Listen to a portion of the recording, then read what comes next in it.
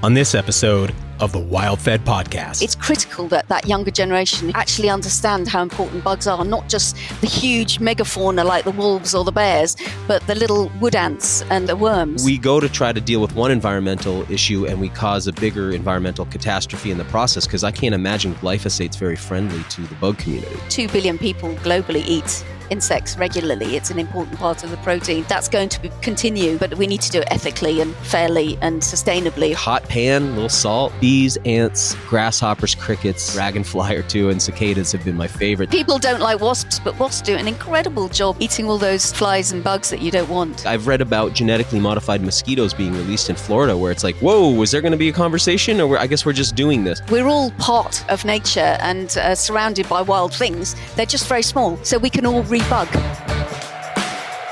Episode 110 of the WildFed podcast, Rebugging the Planet with Vicki Hird, is brought to you by Surthrival.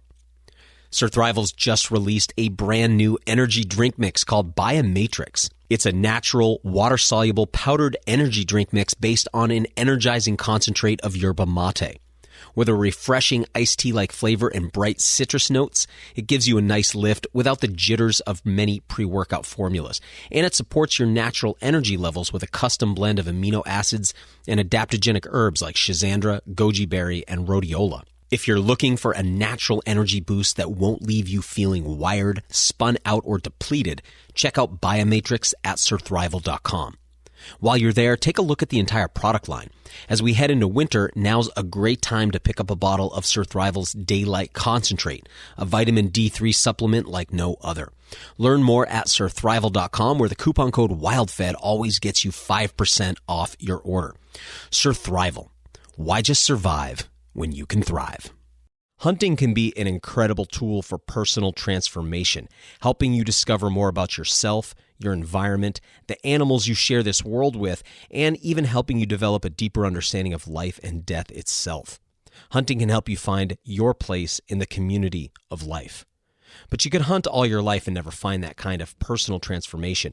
It takes deliberate practice, awareness, and sometimes even initiation. That's why my friend Monsell Denton created Sacred Hunting. Sacred Hunting brings new or experienced hunters out onto the landscape to stalk, harvest, and field dress animals in a retreat setting in conjunction with sweat lodges, plant medicine ceremonies held on separate days from the hunt, of course, and a strong intention setting that prepares hunters for a lifelong spiritual relationship with themselves, the land, and the animals they hunt. If you want to learn to hunt in this way, check out sacredhunting.com. There's only a few spots available on each hunt, so go to sacredhunting.com and complete their 2-minute application. Discounts are available if you let them know you heard about them on the WildFed podcast. Again, go to sacredhunting.com to learn more about Monsell Denton and Sacred Hunting. Go to episode 59 of the WildFed podcast. Again, go to sacredhunting.com, and you can learn more about Monsell and Sacred Hunting on episode 59 of the WildFed podcast. I'm Daniel Vitalis, and you're listening to the WildFed podcast, a show about reconnecting with nature through hunting, fishing, foraging, and food. WildFed. Food is all around you. Rebugging the planet. We spend a lot of time and energy considering the role that charismatic animals play in our ecosystems and why we should conserve them. But what about the less charismatic critters, the ones that aren't so pretty? Vicki Hird is here to speak on behalf of the bugs, not just the insects, but invertebrates in general. And throughout this interview, we'll use the term bug loosely to encompass insects, arachnids, plankton, just about any other invertebrate too, because as it turns out, in many cases, their populations are in decline. The culprits are many. Some are obvious, like habitat loss, and deliberate or unintended chemical assault. But there's some surprises too, like the impact that high-energy communication systems like 5G might be having on invertebrates. It's easy to muster the public will to conserve the polar bear, wolves, blue whales, or the bald eagle. But what about bugs? Are our unconscious biases keeping us incognizant of their decline? We've all been inculcated, not intentionally but subconsciously, with a cultural bias. Disdain might even be a better word, for bugs. Squash them, spray them with pesticide, avoid them at all costs. But in an era that, looking back a few hundred years from now, will likely be defined by ecological crisis and the measures taken to confront it, what we need most is a reframing of the way we view our fellow life forms. Because we can't sustainably change the way we act without changing the way we think. Many of us received a miseducation on what Vicki calls bugs. We learned they're dirty, they're dangerous, they're vectors for disease. But Vicki's here to correct the record and offer us the opportunity to reframe our relationship with these all-important creatures. And she's sharing things we can each do individually to promote the return of their numbers. She's here to help rebug the planet. But first, we have to rebug our minds. Vicki Hird, welcome to the show. Thank you very much. Thank you for having me. Yeah, I just finished reading your book, Rebugging the Planet, the remarkable things that insects and other invertebrates do and why we need to love them more. Fantastic read. Thanks so much for your service. Tell us a little bit about your book and what you do. Thank you. Yeah, thank you for reading it. Well, it came about because I was extremely worried when I was reading data that was showing massive declines in the invertebrates, particularly insects, but I'm concerned for all invertebrates, across the globe. Long-term studies were showing that they were crashing everywhere. And there's all sorts of reasons for that, which I do in my work every day, which is around farm policy and environment policy. But I have a particular love of invertebrates. So I started writing a number of tips, and they turned into the idea for a book. And it seemed to be a natural thing to, when we talk about rewilding, we don't all have huge estates or farms to rewild or land, but we're all part of nature and surrounded by wild things. They're just very small. So we can all rebug and rewild in our places. That's the theme of the book. And it seemed like a good idea to help people to do that with lots of tips and ideas. And you use a fairly loose definition of the word bug throughout the book. Yes. Like you said, you're saying now, invertebrates, it's just more you're specifically referring to, because you're including things like zooplankton and things like that as well. So that I just want the listener to understand we're talking about all things sort of that fit between, Yes. bigger animals and microbiota. And the microbes all that stuff. and the fungal spores and things like that. Yeah, because they're all really critical and, all the spineless things. So worms in particular, but there are loads of insects that are really critical, but there are loads of non-insects, tiny, as you say, zooplankton in marine environments and little springtails in the soil and, all sorts of bugs. And it doesn't necessarily work everywhere. Maybe it doesn't work in America, I don't know, but it seemed to work as a catch-all, and rebugging was it just came to me as a word. I think we need to use it as a education of people, to tell people that all these things matter and what they can do to help. I hope it hasn't annoyed too many experts with that bug.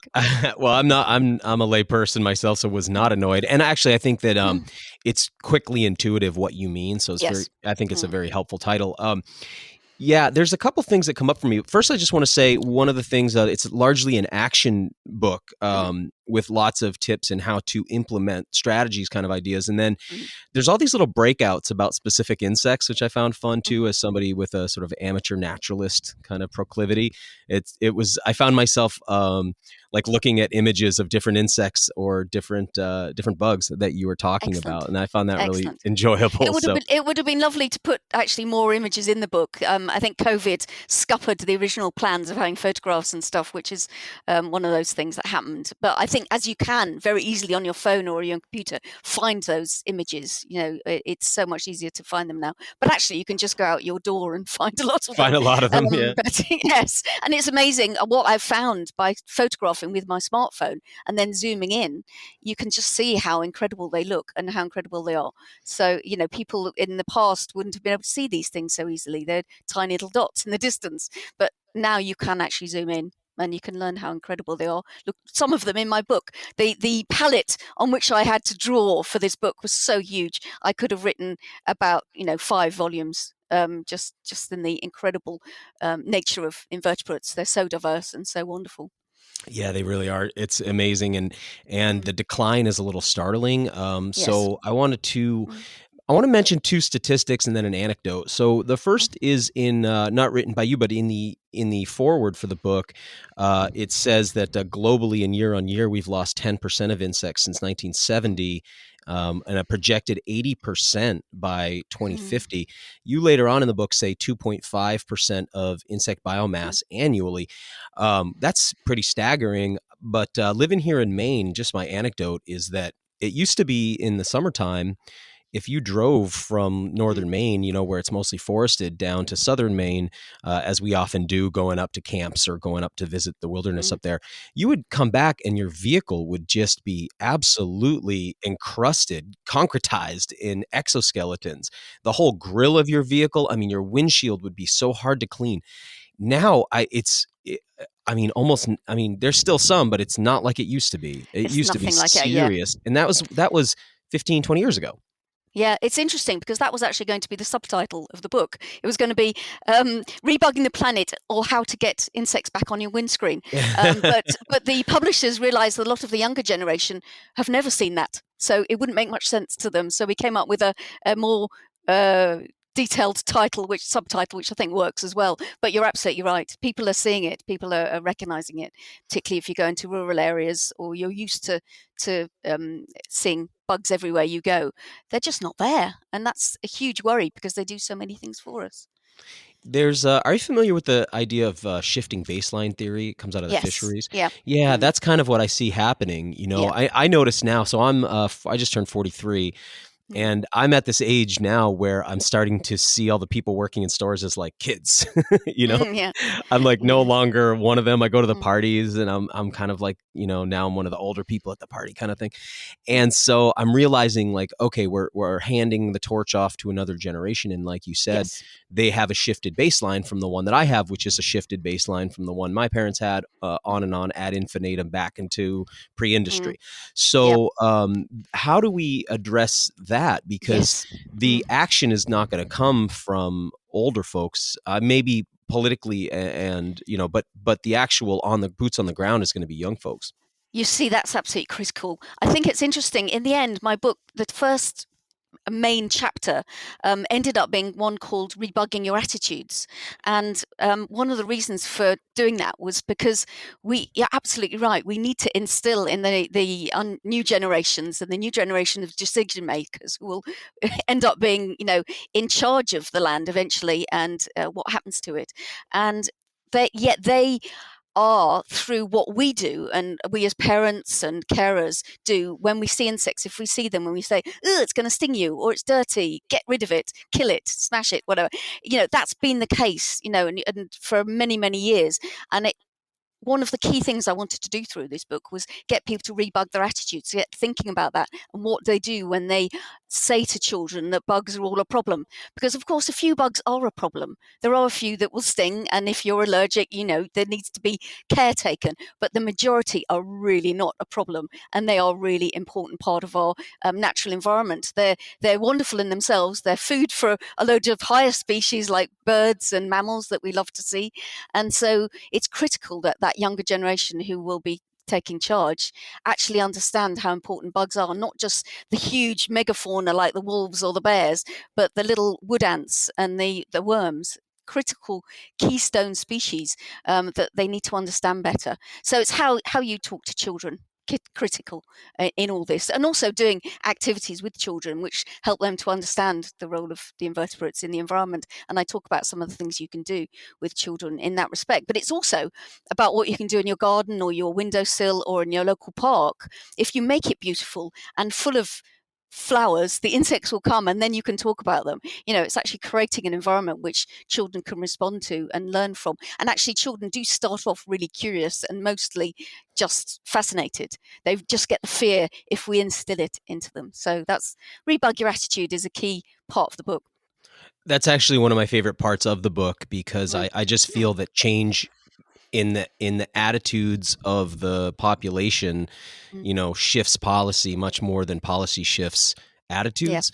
Yeah. And obviously, both things are important, but I just feel like it's why, the message in music can be so much more powerful than laws sometimes because it reshapes how culture follows art, for instance. So, I have actually one thing you mentioned in there, I think it's talking about your son digging an earthworm, Yes. And it made me think about, it's true. As kids, we tend to have a very favorable look at insects. And they're really other interesting, bugs. aren't they? And they're not like us, so they're really curious and amazing. And we don't feel any.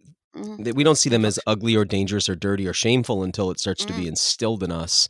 Yes. And that happens very quickly. And I do. You give a little. You do give a little. A page. You kind of talk about. Hey, there are some downsides to certain insects. I know. I have a friend who.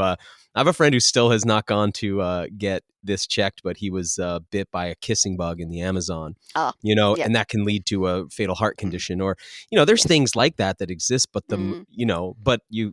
so there's car accidents every day. People drive cars. Exactly. It's more risk to us, I think, not looking after the bugs through our policies, through our activities, and everything, through getting political, but also what we do on the ground. I think there's more risk long term. It's like climate change. The crashes in our biodiversity and our ecosystems, which the systems on which we rely to make our food, to have clean air, to have clean water, all these things, actually they're critical to the invertebrates, are critical to those systems. So it's yes, we do need to be careful, and there are some bugs that we need to control, but maybe we can control them more with natural defenses and building up natural defenses in ourselves, but also in the plants, so we don't need to use so many chemicals. And I really encourage people with gardens to do more rewilding in their gardens and not use chemicals, because you can get a just as good a garden, but it might be messier or more diverse, but you don't really want chemicals in your gardens.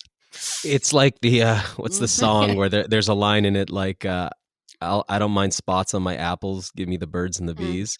Yeah, yes, I think I want to come back to this issue of chemicals and other factors. But talking about the attitudes, I have a wild food show on TV show on Outdoor Channel, and for the second season we've shot. And I'm sorry to bring this up, because this is probably a pain point. Living in England, you don't get to experience the incredible periodical cicada hatches that we have here. No, well, they're amazing. I have been abroad and seen the odd cicada. Oh, good. We don't get that here, sadly. So as an entomophagist, I did this episode where we ate some of them, and we had them worked into, and we happened to have a white glove setting, very high end dinner at a beautiful sort of regenerative agriculture facility, and had 3 chefs on board for it. So the cicadas took center stage in a really beautiful meal.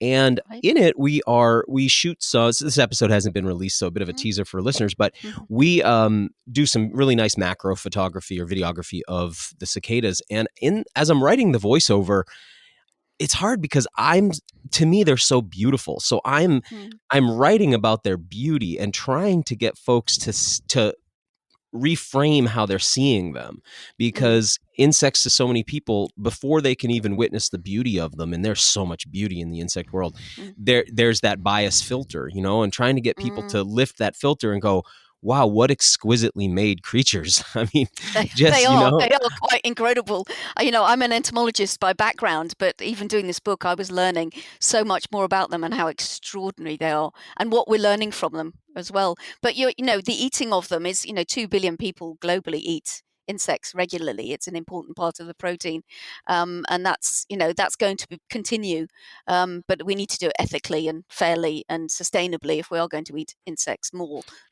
I don't think we should be feeding them to animals in large factory farms, but I think there's all sorts of ways in which we can interact with them, and part of that is eating them. I've actually made cricket cookies myself with cricket flour, actually, which came from America because we weren't allowed to retail it here. We're still not allowed to retail it here. Hasn't cleared food safety over there. It's just not been agreed yet. I think we know that there's done well. It can there's no food safety issues. There's some allergy issues when for some people for the chitin, but as there would be with shellfish, right? With shellfish, exactly. But we're all eating invertebrates if we're eating prawns and shellfish, as you say. So it's not unusual to be doing that. But there's a lot of insect parts in our industrial food system too. Something I read years ago was that Heinz ketchup And the glass bottle has that iconic paper label around the top, that collar. And that collar originally was to hide the insect parts that would float to the surface over time as they settled in there from the consumer to see on the shelf, So I know there's a lot of that in there. And just to clarify too, most of my entomophagy happens on a very small scale. I have 31 acres here. So it's like, my grass, and I don't cut my grass. So my grasshoppers are just off the charts, and so to go out and gather a 1 day's meal, of them is very small impact. But yeah, I love to fry, ever since seeing them in Thailand sort of for sale on the street, I've always liked to fry up insects on, I guess for me, it's been bees, ants, grasshoppers, crickets, occasionally a dragonfly or two, and cicadas have been my favorite thing. But yeah, little like hot pan, little salt, June bugs too. I really like as well. But anyway, June bugs. We call them Maybugs here. Okay, yeah, I think that's more appropriate. I think the big ones that land on your screens at night. Yes. Yeah, they come in like cockchafers is another name. They've got loads of names. Those particular. Oh, I read about that in your book. You talked about cockchafers, and then I looked them up because you mentioned a court case. You want to share that? Yes, story? In France, they were taken to court because of the damage they did to French crops. Hilarious, really, but you can understand how important it was back then. And obviously, they're not a big threat to crops now, but because of the way that we crop and the all sorts of changes in farming, but they actually look beautiful. They're beautiful beetles with amazing antennae. I don't know how I could eat one, actually, I have to say. But I think we're actually talking about. I think we're talking about a different insect because of the sort of. We're not using scientific names here, but maybe we are.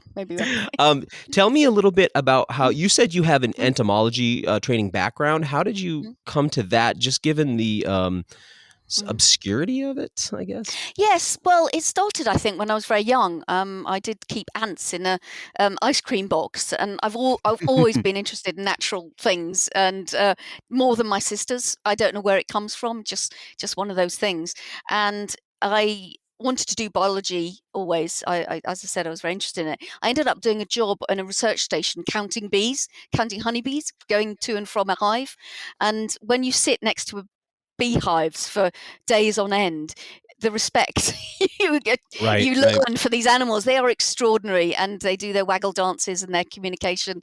And one of them even got very angry with me, and I basically was having this massive angry chat with a bee, although it was doing all the chatting with its buzz, which was very different. So I basically, I think that cemented my love of invertebrates. I ended up doing a degree and then a further degree actually on pest management, looking at alternative pest management systems. So it was almost by accident I ended up, but I do love them. If it hadn't been invertebrates, it would have been slime molds and fungi, because they're equally extraordinary and important. So, no kidding. Yeah. I had a writer on the show once who's doing a book on slime molds, and she likes to write on uncharismatic creatures, which that kind of leads me to because again, slime molds are not particularly charismatic, less charismatic than insects, though. But here in the U.S., where and I can only speak for here, we have the reintroduction of so many species. You actually mentioned the sort of what the lessons learned in Yellowstone from the reintroduction of the gray wolf, and there's this thing with. It's very easy to gain support for beautiful, charismatic megafauna. It's just like everybody gets it with bears. Everybody gets it with wolves. The idea of reintroducing insects, it seems like we're a ways off from where, as you mentioned before, I think it's probably fair to say, as far as keystone species go, that in many instances they may be more important. Now, the honeybee, which is more of a domesticated insect in most cases, is like, people seem to get that. They're extremely charismatic because of honey and the relationship that's my assumption, our relationship to them, economically and gastronomically over the years. But, and so at one point I'd like to talk about what, how you see the sort of issue with honeybees, but bigger picture, are there efforts to reintroduce insect species at any level like we see with, big charismatic mammals? That's a really good question, actually. I didn't come across any particular reintroductions, but there were a lot of examples of rewilding in the UK and in Europe and indeed in America, where invertebrates have come in without them necessarily being introduced, but they've been allowed to come in and flourish in a space where they weren't Repopulate. before.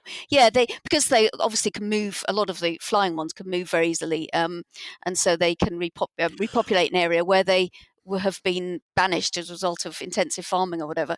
So that's happened in many places. There's a wonderful example in southern England called the Knepp Estate, which is really brilliantly recorded through a book called Wilding by Isabella Tree, and she records these incredible inflows of weeds, then the inflow of the painted lady butterfly larvae, which ate the weeds, and all these incredible things that happened. And they've got an amazing diversity of very rare species of insects and birds in the area, and it's a large rewilded area, so they've sort of reintroduced them by default.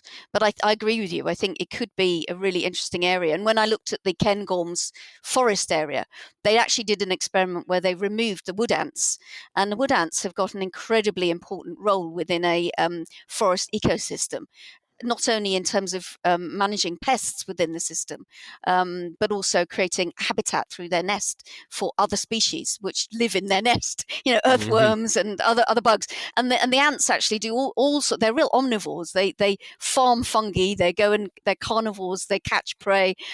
They do all sorts of amazing things in a forest environment. You take them out, you start to get a complete imbalance of pests. And they found that they got really infestation of a particular moth pest in the forest. So it just shows if you take them out, you can get problems. But putting them back in, that's why I talk about wood ants being as important as wolves, just because starts with the same letter, but also wood ants are amazing. So I think you're right. There could be some really interesting ones, but the point of my book is that we can all rewild. This isn't about big sort of schemes. It's about rewilding for everybody, because we're all surrounded by wild animals every day, and unless you live in a box, you've got wild invertebrates around you as soon as you step out the house. And in fact, inside your house there's an awful lot as well that you probably don't know about. Pretty hard to button your house up completely against insects. And then I live fairly rurally, so they're always in the house. And over time you do start to realize, like, wait, if I leave this spider here, I have less of other creatures that I find like less pleasant. Incredible fly control. Yes. And wasps. Exactly. People don't like wasps, but wasps do an incredible job eating all those flies and bugs that you don't want. They're really, really kilograms of flies they eat every year in one wasp nest. So it's important to recognize that, and recognize that most of them won't harm you if you don't harm them, and leave them alone. My one of my producers, one of the cinematographers on my show in Texas recently was stung by a wasp on his eyebrow, and it's the first time I got to give an EpiPen. It's really funny to watch him now. I mean, he certainly hasn't turned into he's not going to be carrying around cans of pesticide and trying to eradicate wasps, but he sure is careful now. And it's one of those things where, he took it as a sort of shamanic experience. I mean, the chemical experience was so intense that it was quite like he had ingested something, mind altering for a time. And had, actually lacks memory of certain parts of the experience, but he came out of it so positively influenced. I've had some experiences with bee stings, purposefully applied in a medical context, and then in a bit of a rogue context, I've done it myself, and yes, have had some stings that, I think most people would think, and responses that most people would think, oh, that's really dangerous and bad. For me, have been really positive. So I think sometimes it's perspective too. Absolutely, and what people don't understand, they fear most, don't they? So we need to raise the understanding. You might be stung, but it's not going to, for most people, the majority of people, it's not going to hurt them. And in the long term, you've had an interaction with the bug.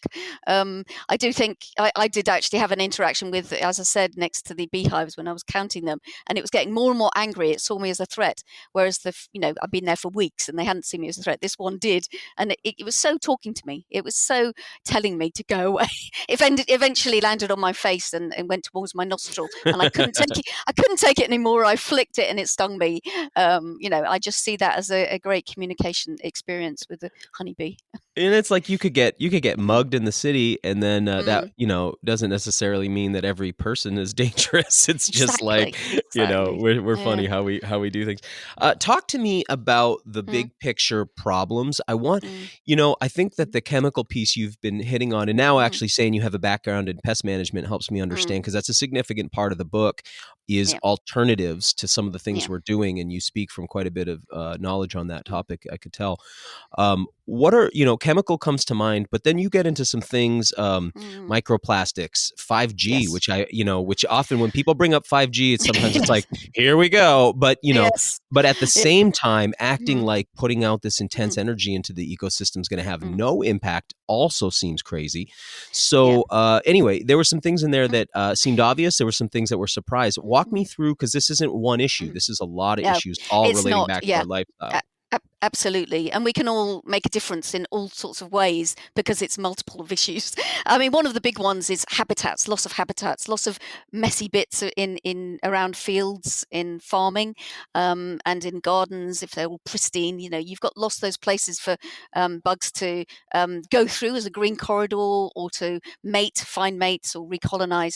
Those basically, habitat loss is a critical one. And it's all the bits of habitat, from a tiny little shrub in the road verge all the way to every hedgerow being ripped up in a farming system. So that's a critical one. Climate change, I won't go on about that, but climate change is being seen to have a big impact on worms, on spiders, on all invertebrates, changing their life cycles and things like that. So we've got to be really careful and try and tackle climate change, goes without saying. And then there are the pollutants, chemicals, pesticides, and all those kind of things. And other chemicals, for instance, used in the extraction of minerals and petrochemicals and all those kind of things. So many chemicals in our environment causing, and things like fertilizers and manures from intensive livestock farming are actually polluting huge areas of the marine environment, where a lot of invertebrates do really useful things for our fishing and for our marine ecosystems that we rely on for climate change systems, as well as everything else. So that pollution is critical to try and curb, and we know that. Everybody, most people understand that. So we need to make purchases and food and clothes with that in mind. But then when you get onto other things, it's light pollution.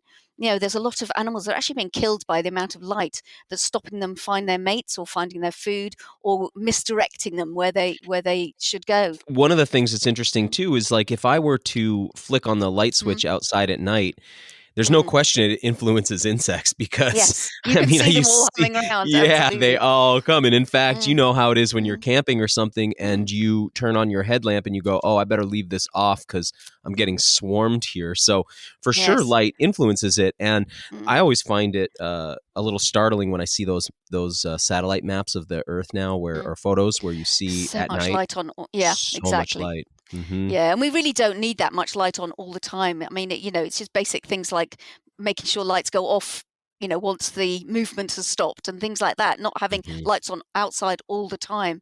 It's simple things that you can do, and getting a local authority to change the lighting system in roads so it's facing downwards, so it's not.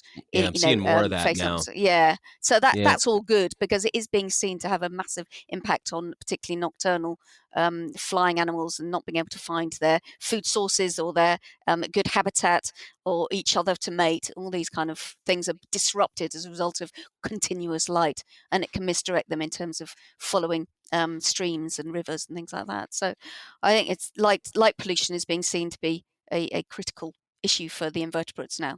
Yeah, I'm seeing some of, I travel out west here often to Arizona, and there's some towns there like Sedona where they have a dark sky ordinance, and they've actually, everybody's lights have to face down, and, it's such a more pleasant environment in the evening. So, but one thing that really struck me was noise pollution. This is obvious once somebody tells you, but, little anecdote, yesterday I was, out in the woods hoping to see some deer, and there was a neighbor who has just moved into the area who's having a well drilled, and the sound of a drill going into the bedrock, I was thinking about how that must sound to wildlife. Any bugs around. Yeah, exactly. Yeah, everything, because it's vibrating the bedrock itself. So it's like if you put your ear to the ground, it's pretty startling. Now I can go into my house and I stop hearing it, but outside you could hear it for miles. And that's just one thing. So how is noise affecting bugs in general? We'll get right back to the show in a moment, but first, if you still haven't seen season 1 of the WildFed TV show, you can now stream all 10 episodes on demand at myoutdoortv.com. Myoutdoortv.com is Outdoor Channel's premium online subscription service. They host thousands of episodes of hunting and fishing content, making this a great subscription service for anyone interested in the outdoors. But if you just want to see WildFed, grab yourself a free trial subscription and then check out all 10 episodes at no charge. If you decide to keep it, it's just $9.99 a month. We're currently in production for Season 2 of WildFed, which is shaping up to be an awesome season of new episodes, and they'll start premiering on the Outdoor Channel in 2022. Hey, thanks again for all your incredible support. Now, back to the show. Yeah, well, as you say, you can imagine how it affects everything around. And a lot of bugs use vibrations for communication. And some, obviously, light pollution, the same problem if they're using visual stimuli to communicate with each other. So noise pollution can stop them being able to communicate with each other and mean that they can't find their mates or it can actually just disturb their everyday activities. I found an example where crabs find the wrong kind of houses as a result of noise pollution. When they're exposed to noise, they approach a shell faster. They're probably trying to get into a sheltered place more quickly, and they choose less good habitats as a result of that. You might not think of that originally, but that might affect their overall survival rates because they're choosing houses to get in quickly rather than they're the best houses, so to speak. But it's an awful lot of bugs that are affected, they found, and the UN are now identified noise as a major pollution factor for biodiversity worldwide. Yeah. I wonder. I want to stay on this line of thinking here with the issues that are causing some of this decline. But I just, as a little breakout, real quick, I wonder at reading this if it's frustrating to you sometimes personally that it's like in order to compel the public, sometimes you have to find a way to show them how it affects them personally. And, sometimes you just want people to appreciate nature for its own intrinsic value, not for, like how it's going to affect the cost of their food or something like that. But, you do a good job tying things back constantly throughout the book so that at least people can understand how this affects them daily. But is that a struggle for you? It is, I think, but there's never going to be everybody thinking the way I do about bugs. So you just got to talk to people where they're at. And once you start to get to them through the kind of wonderful things that bugs do and everything, I think they'll start to change. But you've got to sort of think about what's going to actually get to their hearts and minds. And emotion is one of the biggest things that can change people's habits and get them doing things differently, or that get them acting differently, talking to people more about a particular subject if it's it has an emotional trigger. Right. And at the moment, people aren't triggered by invertebrates. So they're triggered they're triggered. I mean, a lot of them are triggered by birds and flowers. So talk about the birds and the flowers. But then somebody said to me, well, you shouldn't just be talking about insects as food source for the birds. And you're right. I got told off there. It's hard. I think, we've got a long way to go to get people to understand how amazing invertebrates are. So I just have to think of different emotional triggers to get people to do things differently.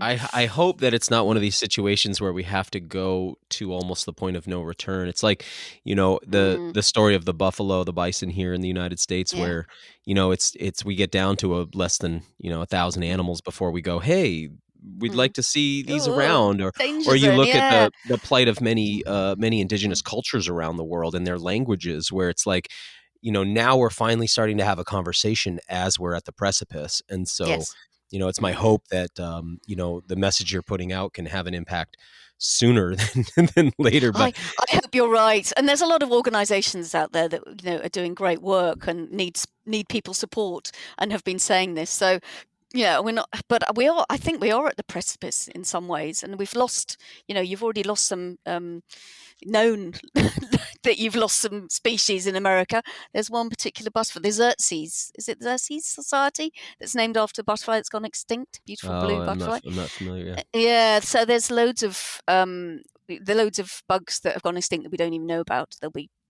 hundreds and thousands. But we do need to turn back from the brink and start to recognize all of them are important and that we can actually do, there's some simple things we can do, but also more complicated political things that need to happen to get to make change. But before we get there, I want to continue on with a few of these things that are sort of responsible. Talk to me about microplastics. That's another one that we're seeing more about. I hear more about it in the seafood industry, in particular things like oysters that filter feed that we then eat. It's obvious, but again, it shows the biases. I had never thought about how bugs might be influenced by this.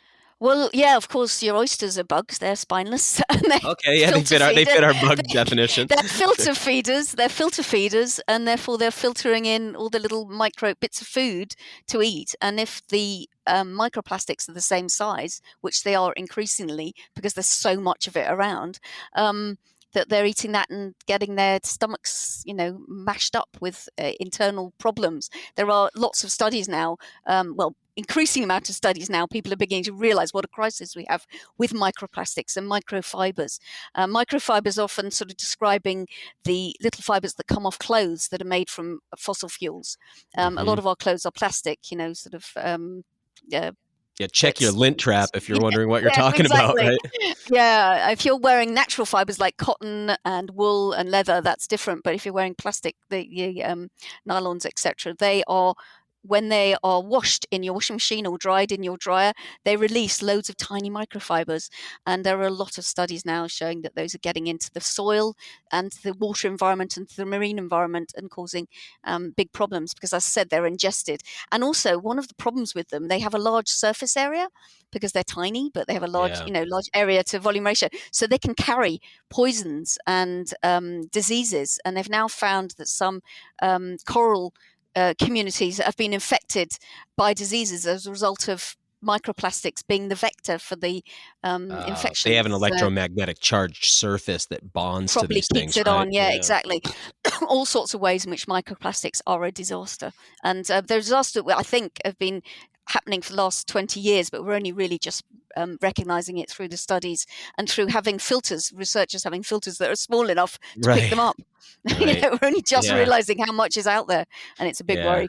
Yeah, and these things photodegrade, so it's like in the presence of light, they break down and are released into the environment. Yeah, exactly. It's like they don't, you see a tarp rot away in your yard. It's like, well, it's not gone; it's just in little small pieces now. Yes, exactly. That's the small animals are eating, and that's a problem. Yeah.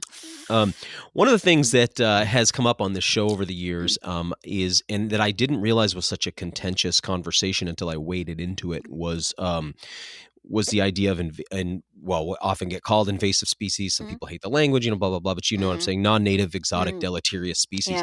Yeah. And one of the things that really shocked me was to realize the role that chemical companies like Monsanto have been playing in eradication of deleterious plant species. And so the idea is, oh no, we have this deleterious plant community here that's non-native. The solution at the policy level is we buy Roundup Ready and we put glyphosate into the environment to save the environment. Now, obviously, this is because of politics, and this is because of money. This is not because this is a good idea, but it's these very chemicals. So, that, I guess my point is, like, we go to try to deal with one environmental issue and we cause a bigger environmental catastrophe in the process, because I can't imagine glyphosate's very friendly to the bug community. No, it's not, and it's very unfriendly to the environment which they need to live, to the plants that they need to feed on or shelter in or everything, or nest in. So glyphosate is not not good. And it's going back also to your shifting baselines thing about people expecting to have perfect looking road verges or habitats, even not having weeds on a walk when you're going on a walk through a city or through even a rural area.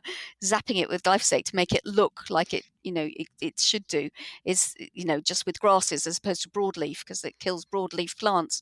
Just seems so wrong. I agree with you. I mean, I do talk about the invasive species, and there are obviously invasive bug species makes people fear, and there's awful headlines about murder hornets and things like that. And they are, there is a risk there. And I talk about how you should take care, if you are traveling, not to bring and if you're buying plants overseas or bringing them in, you could be bringing in some real problems. So that spread can be exacerbated by world trade and by people traveling everywhere. So trying to minimize that is a good thing, but we won't be able to completely minimize it. And bugs are very used to crossing borders. They don't see borders Right. that we have. So we can't always stop them, and we have to live in a new, with the new set of species. We've got a type of ladybird here called the harlequin, which has completely invaded. And we have ladybirds here, ladybugs, I think you call them, which we love. They're a very important part of our natural environment and very important pest control as well. But the harlequin is an invasive, and we just got to live with it, because if we use the insecticides to kill the harlequin ladybird, we'd be killing the other ladybirds that we love. So we just got to live with it and see a new equilibrium across the country with this harlequin. And it's quite an aggressive carnivore, the harlequin. It can actually eat the native ladybird larvae. So there's been a worry, but I think we'll just end up having to live with it and find, as I said, new balance. And that will have to, that has to happen.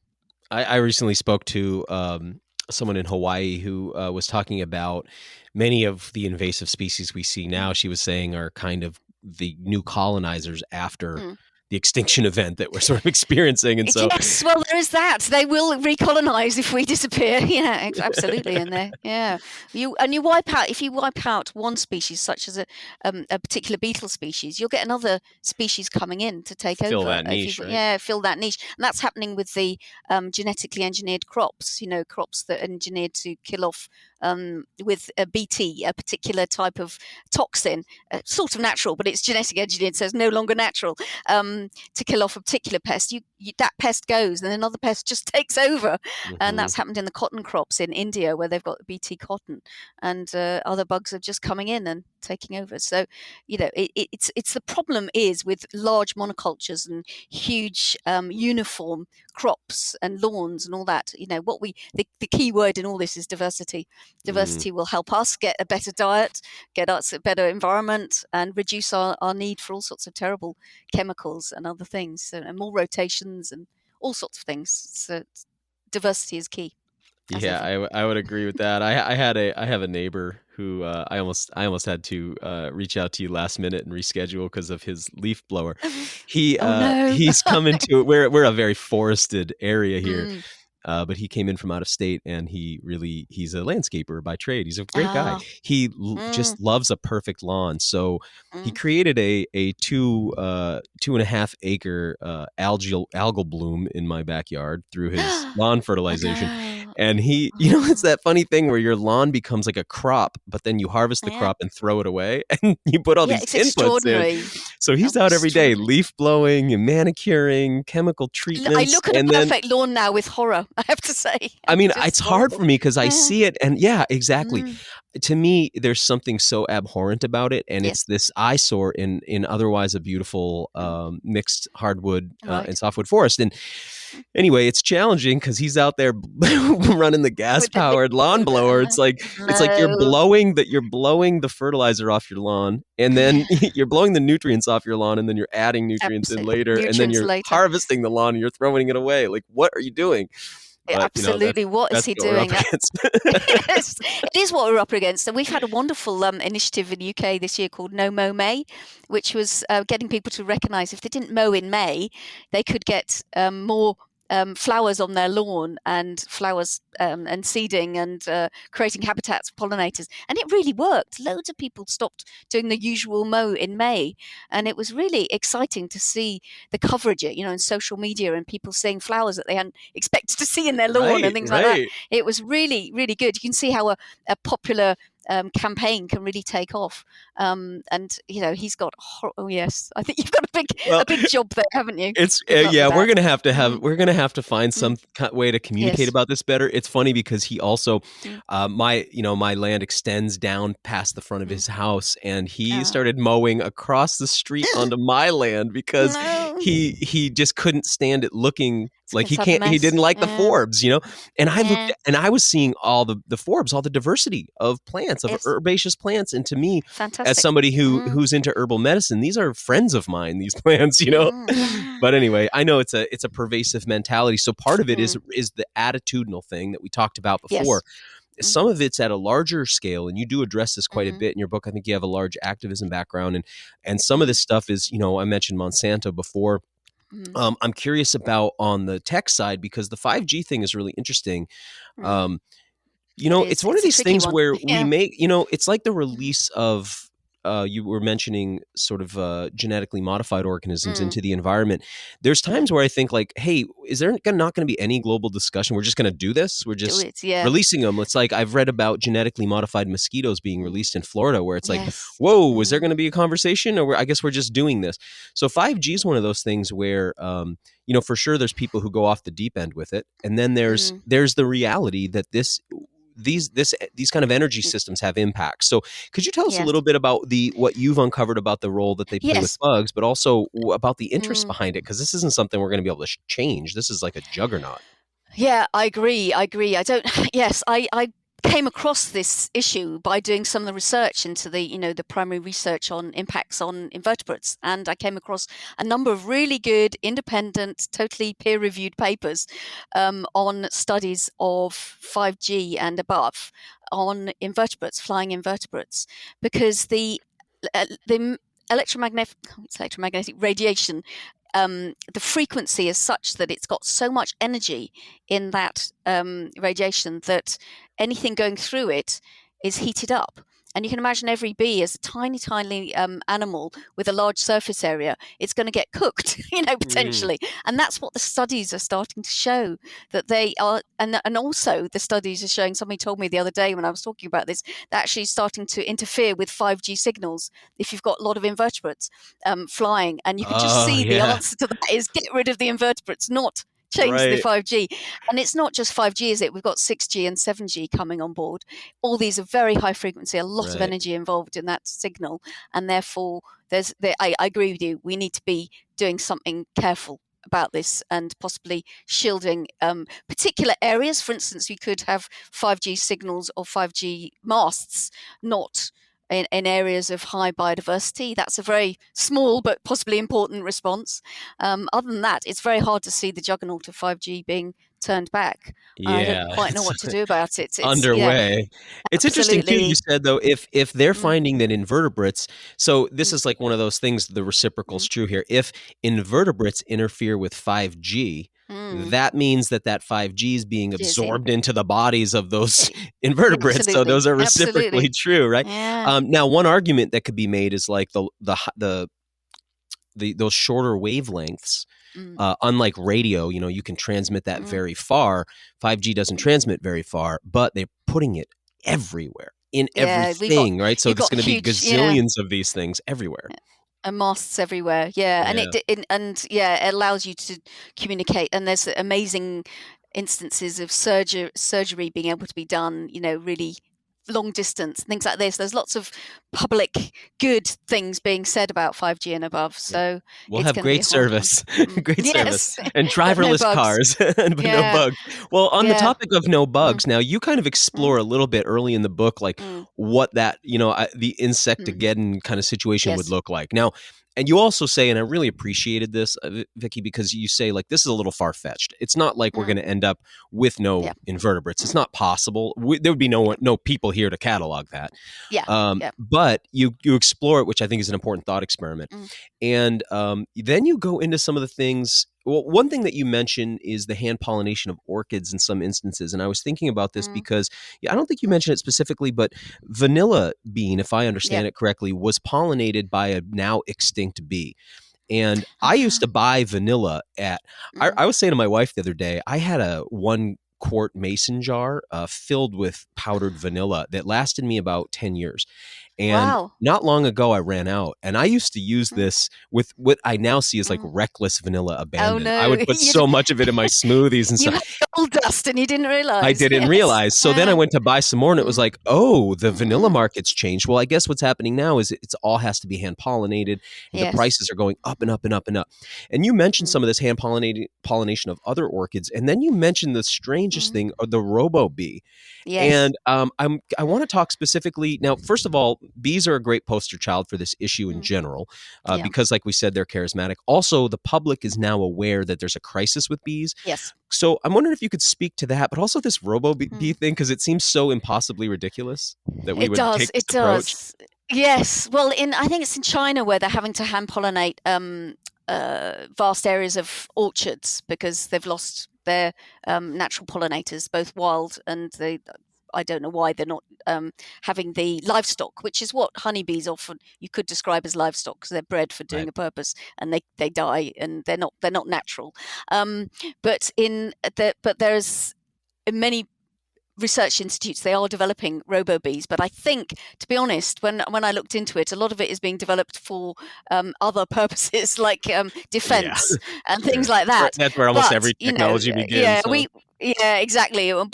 But the idea is often that we can techno our way out of any problem. As you know, there's often a tech solution, and RoboBees has been suggested as a solution, and it is being investigated. But as a brilliant professor here who writes a lot about these topics has said, that it's Dave Goulson, you'd have to spend millions on creating something which won't last very long. It'll pollute the environment, and it won't do nearly as a good job as the wild pollinators And that it's we not know will do self-replicating. good. It's not exactly. It doesn't do any of these things for free, which we currently get for free. Obviously, we don't get the honeybees for free. It's a multi-million-pound industry to breed honeybees, and some of the honeybee is some of the problem because we've got so many honeybees, they're out competing wild pollinators, and you've got some big problems, particularly in America, where you're having big problems of pollinators in your vast California fruit Almond crops and orchards. nut crops. Yeah. But there's lots of problems around the world with intensive farming and cropping, and so you have to bus in vast amounts of bees to do the pollination. I don't think it'll ever be replaced by robo bees, but it just shows the importance and the value, if you want to think of monetary value, that bees do for us and other pollinators. It's incredible. And so the robo bees idea has been mooted, is being investigated, but to be honest, I don't think Yeah, it's we get there. ridiculous. Yeah, it's ridiculous. Yeah. But hand pollination is happening now because of the loss of natural pollinators. So it's I've read European Victorian writing about where people were raising bees, sometimes in glass hives for the purpose of observation, in a way to learn sort of lessons about how we can live better personally. In other words, going to the bee as an example of sort of I don't know, personal development. And one of the things that really, I'm going to wax a little poetic here, or philosophical, but it's like let's say we could replace bees with robo bee swarms, little drones or something. That you don't have you can have a personal relationship to the species.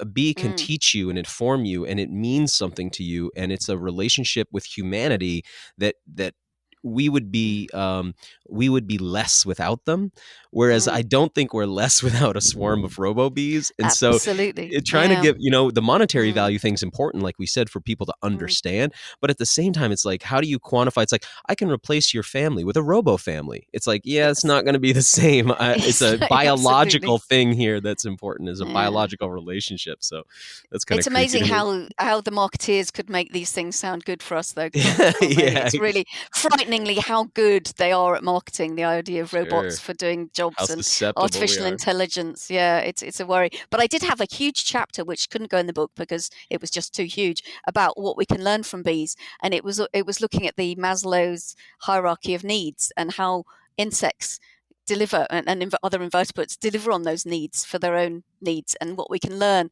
And it was fascinating. It was a wonderful trip through some really amazing ideas, but it ended up being a bit too too much for the book. But I might just publish it as a blog at some point. I hope you do, because we can learn so much from them about how to live lightly on this planet and how to live with each other better, communicate better, all sorts. It was really wonderful. That Maslow hierarchy of needs comes up for me every week, I'd say, in my life. Like, I think it's a very helpful tool in understanding it, particularly as we find ourselves judging other people. And it's like, or judging other actions. And it's like, hey, wait a second, or judging other generations. There's another one where it's like, I sit atop the pyramid living the most prestigious and prosperous life of any human who's ever got to live on the planet before. You know, it's like we have everything at our fingertips. So it's very easy at the top of that to judge the things people did for survival in the past at the bottom of the pyramid, or do in other places at the bottom of the pyramid. And so it's just, I think it's helpful to temper sometimes our attitudes about how we are living, you know? Absolutely. Yeah. And people, like just purely the idea of being able to read, seems basic to us. And actually, it was a huge thing for people to learn. It's only 6,000 years old. Yeah, exactly. Yeah, very exactly. new. And all sorts of things. But one of the things I didn't want to do in the book is to put monetary value on the invertebrates, because I don't see that as being, the most important thing. I do touch on it a bit somewhere. People have identified the monetary value, but that wasn't the key thing for me. So it's so much more we get from them, as I said, in terms of learning from them, but also all the things that they do for us, which they will continue to do, whatever we do. That if as you said, it won't come to crisis where we have no invertebrates, as you say, because they're so good at surviving and evolving. But the way in which they're surviving and evolving now and being destroyed in some areas by our activities is harmful to us. So we won't survive, I think. Yeah. We've created a lot of pervasive problems that will last much longer than the generation that made them. So, I have this question I want to ask you. It may be a little challenging, and it's something that challenges me. So I want to bring it up and give you some time to sort of thoughtfully respond to it, because I had a show in the past called Rewild Yourself. I'm very interested in the idea of rewilding. However, I stopped using the term largely because I've realized that at a global level, the rewilding movement I find to be somewhat exclusive of people and slightly misanthropic is my read on it, and I'll share why. So you mentioned, actually in the book, you mentioned Extinction Rebellion, and there's also some talk about, what we've learned from insects about nanotechnology and machine learning, artificial intelligence. And there's a point where you kind of give a little bit of a potential future if we were to integrate better with some of the ideas in the book. And as I read it, I'm like, I'm a little challenged by it. Now, here's why, and not just with you, but with the movement in general, which I do think I'm a part of. But I see very often there's this idea of rewilding nature, but it's like the idea that in that world, people will live in these highly regimented, I call them Glotzy societies. It's like Nazi is National Socialism, but this is like a global socialism. Right, run by artificial intelligence. And we are stuck in very narrow corridors where we can't really go into nature unless it's a predetermined pathway through it.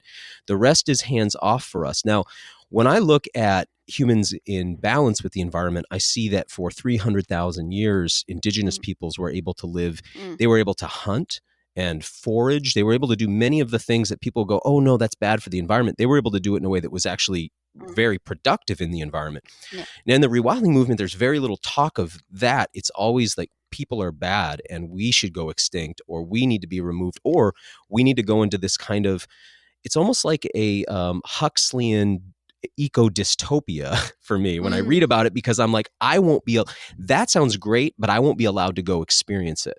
And as somebody who eats from the wild and harvests from the wild in a way that I believe to be mutually beneficial, because the species I work with are my friends and I do a lot to promote them and their conservation, I'm worried about that, because to me, it feels like a bit of a straitjacket, and it makes me like nervous. And now I want to just add this last piece, and I'll turn it over to you. I also see how that's a really obvious solution, like, hey, we need to do something, and we need to do something dramatic, and we need to do something fast.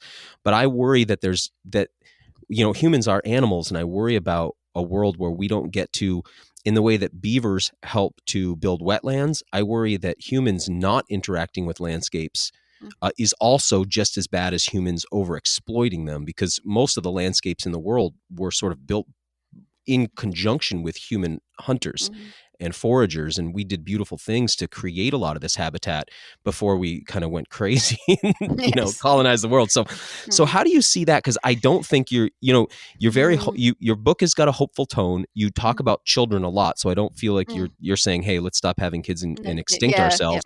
How do you see that, and does that question make sense to you, or at least what I'm no, it does. That's a really interesting question, and I would definitely put myself in the same camp as you, as thinking we ought to be living in the natural environment and sharing the place we have on this one planet.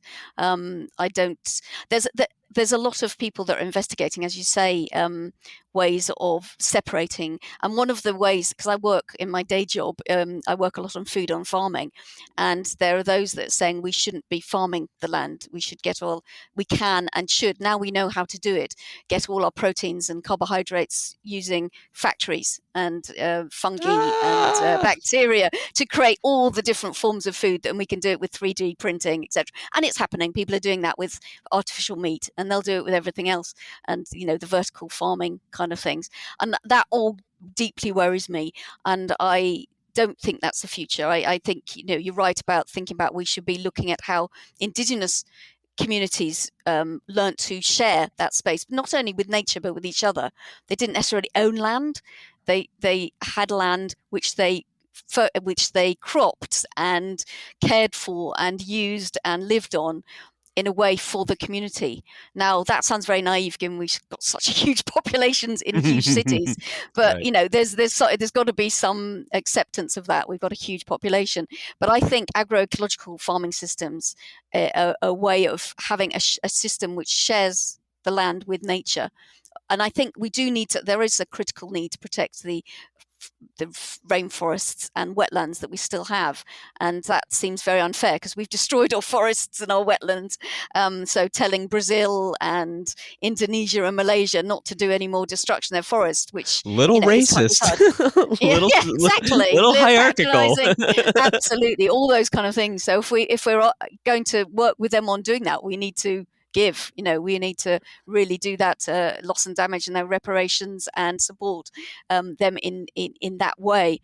But those are critical systems for regulating the global climate. So it's pretty critical that we do try and get that right and work with them. It's very difficult given the regimes that we're working with in many ways, but we are working, a lot of people I work with are working with sort of communities in the Amazonia, for instance, the tribes that were desperately trying to protect the land on which they've survived for many thousands of years and worked with the nature there. So I think, but in the areas like Europe, very heavily populated in North America, I think what we need to do is to really think about what we're eating and what we're wasting, and do that completely differently, and that will allow a huge amount of space for nature, both in the farm and around it, and in the natural areas that we need to protect. So I don't have all the answers, and I think there's a lot of number crunching to do, but I would say that we need to share this planet with nature, but do it in a completely different way, have our lifestyles completely differently, and that's very hard. And I think the Extinction Rebellion is saying that it's going to be really hard. We've got to accept that it's going to be hard. We've got to do something now to make that transition happen from now on. And they're frustrated that it's not happening at all. We've just had the COP in Glasgow in Scotland, and not nearly enough was decided that's strong enough, particularly by the affluent nations, to curb our excessive consumption and excessive waste. It's just, I talk about waste as a key thing you can do. It's critical. We waste so much. We wouldn't have to farm so much if we didn't waste so much. And if we didn't, feed a huge amount of crops to animals or to cars. There's so many ways we could do this differently and find a solution which is more sharing. I think that for me is the answer. If my neighbor could be, working on his permaculture garden instead of Yes. his lawn. It might be a big start. He could be growing an awful lot of really wonderful Lot of food, food. and it would look beautiful. It would. It'd be gorgeous. Yeah, a permaculture garden in your garden is fantastic. Very, very productive. Yeah, amazing. Yeah. Yeah. Well, I just want to say I really appreciate that you have brought this topic to the forefront because Thank you. I can see how, again, I see how attractive it is to writers to talk about wolves and grizzly bears, but, you know, like, let's get down to the actual foundations of this whole ecosystem. Yes, and that's what absolutely. I really like, you know? Yeah. So thank you so much. And big so shout out cool. to Chelsea Green for publishing this book. And they're just, you know, they're so cool over there doing so many good things. And yeah. They are. They do recognize the future needs to be based on a better relationship with nature. And so thank you very much. I mean, Rebugging the Planet was a labor of love. It's not my day job, but it's nice to hear that people have appreciated it. Thank you. Yeah, and thank you for fielding that last question. I mean, it was a poorly formulated question, but it's this thing that I'm wrestling with all the time, and so I'm glad to see where you're at with that. I don't go with the tech stuff is going to solve it all. Yay, we're on the same side. Vicki Hird, awesome book, awesome contribution. Thanks so much. Great to talk to you today. And you. Thank you. Bye-bye. Thanks for listening to the WildFed podcast. Help us grow this show by subscribing and leaving us a rating and review. It ensures better rankings and more advertiser interest, which translates directly into better shows, more awesome guests, and a constant stream of fresh new content. Have a question you'd like answered on the show, or a hunting, fishing, or foraging trip you'd like to host us on? Email us at info@wild-fed.com. If you still haven't seen season 1 of the WildFed TV show, you can go to myoutdoortv.com, grab yourself a free trial subscription, and then check out all 10 episodes. Season 2 of WildFed premieres on Outdoor Channel in early 2022. And be sure to visit our website, wild-fed.com, to check out our store for WildFed hats, stickers, and more. WildFed. Food is all around you.